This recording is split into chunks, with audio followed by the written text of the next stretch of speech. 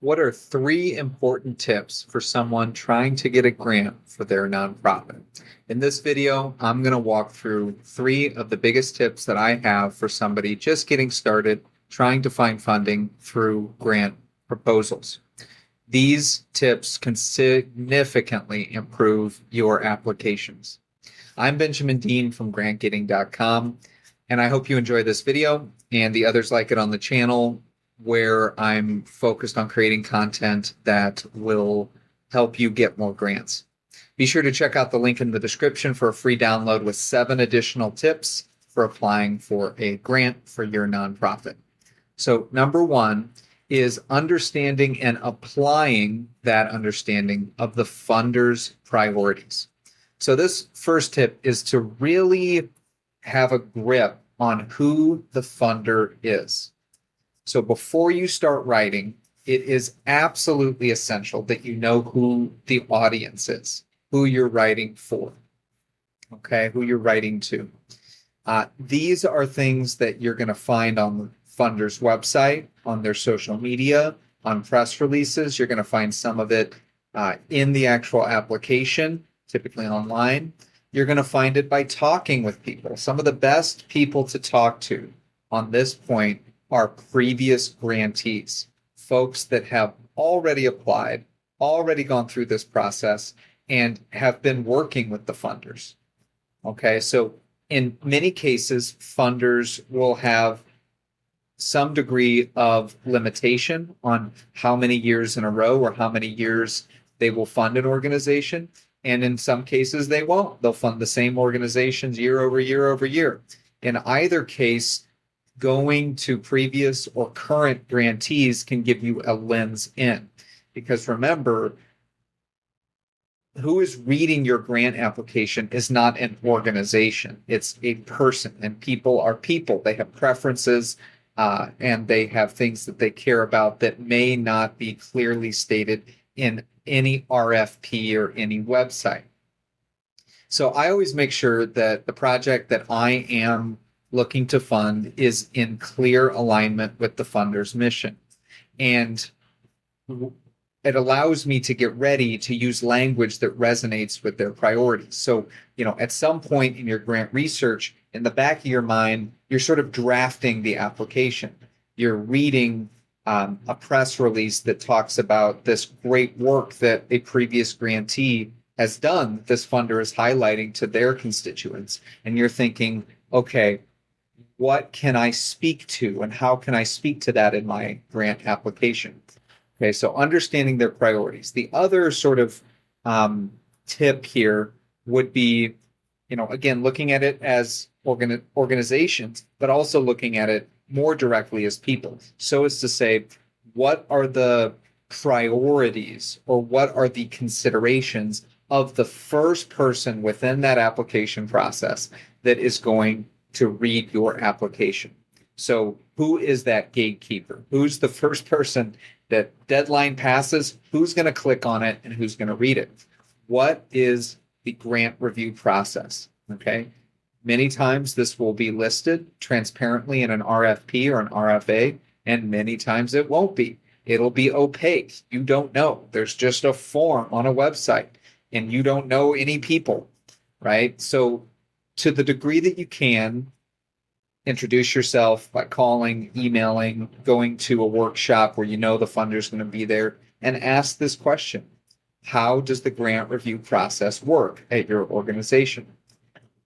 More than likely, you're going to get some additional insights. So how would you use that information? Well, if you know there's no gatekeeper, and you know that every application, if it fits very generic eligibility requirements, is going to go to the final decision maker, well, then you're going to write your application with that in mind. The final decision maker is going to read this. What do they care about? They're typically going to be organizationally focused, and they're going to be focused on the rubric immediately. And many times you'll be able to get your hands on that as well. But in the case where there's a gatekeeper, there's a program manager of that foundation's grant program. Okay, well, if that's the case, that's typically going to be the same person that's going to answer emails, from you. Okay, so you can get to know them and understand things like who do they report to? How long have they been in their job? What are the things that if you were them, what would you care about in terms of your job, your position? So in some foundations, there's a gatekeeper who's going to essentially recommend move forward in the process a subset of the applications that are received. So if that's the case, that's a direct question you can ask. Now, you can intuit a lot of these things, but you could directly ask that question and say, hey, what are the things that you see that get somebody knocked out before they even get to the final grant review panel? Take notes, incorporate those into your proposal. So those are all things within the priorities or the preferences of the funder. The second point here would be to be clear and concise in your proposal.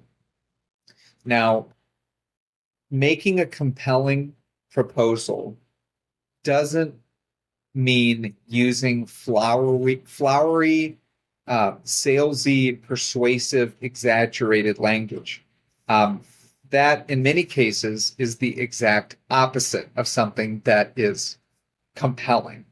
So being clear and being concise in your proposal is in and of itself the best thing that you can do to make your application compelling or persuasive.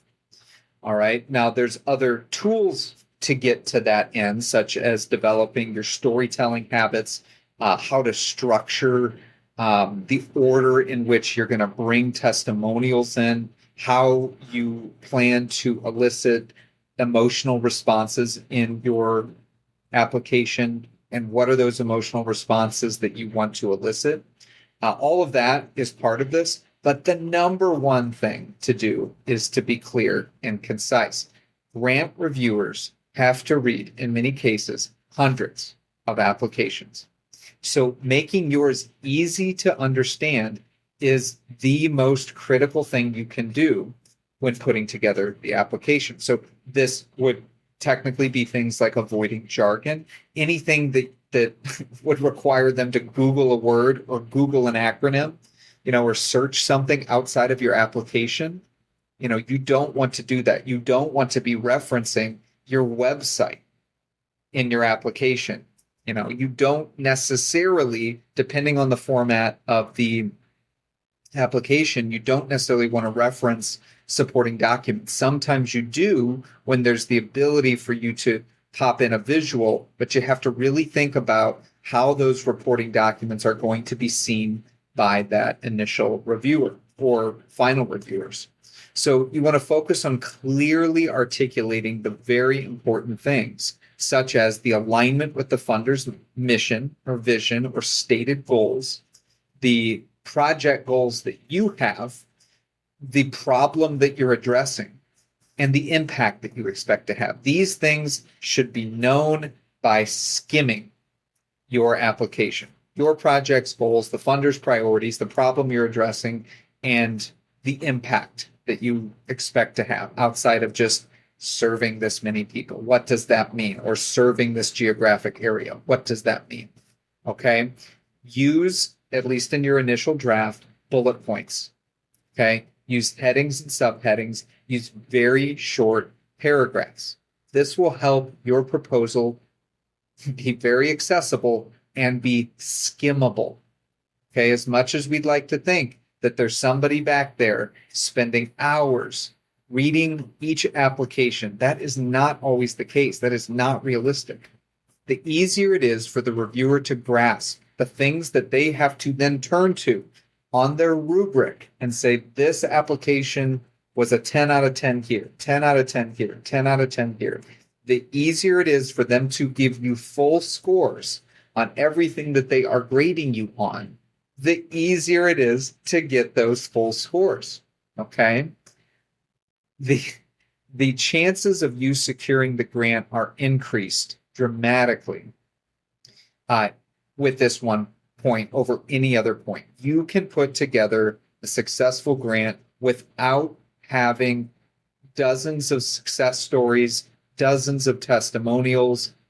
Those things are important and can be layered in, but what you need to have is clearly hitting every requirement in terms of what is being directly asked by the grantor, and your list of the preferences, the things that you know that they care about, directly stated in your application, so that when it's read, there's no ambiguity that this application fits our mission, it fits what we said we wanted, it has the impact, it has clear goals, and I can't knock this application down in terms of points. Now, how you get over the top then is, how well you're telling your story, how great the impact is, how unique it is, how differentiated your service is from others, all of that. But the point here, in terms of a tip, is to focus on the clarity, concise reading of your application. Okay, the third tip is demonstrating sustainability.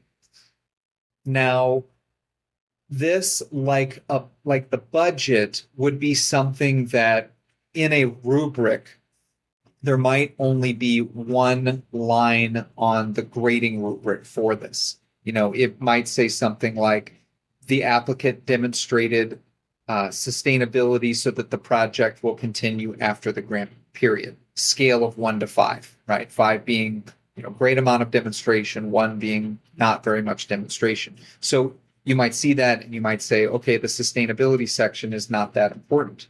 But if your application doesn't clearly state, or your project plan doesn't clearly indicate that this funding is a multiplier in terms of spurring on more downstream impacts in years to come, or igniting something that you believe is going to continue for a long time, then you're going to lose some points elsewhere.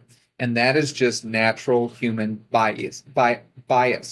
And so a grantor wants to be funding something that will continue for the most part. Now, there are acute interventions that community-based organizations need funding for all the time.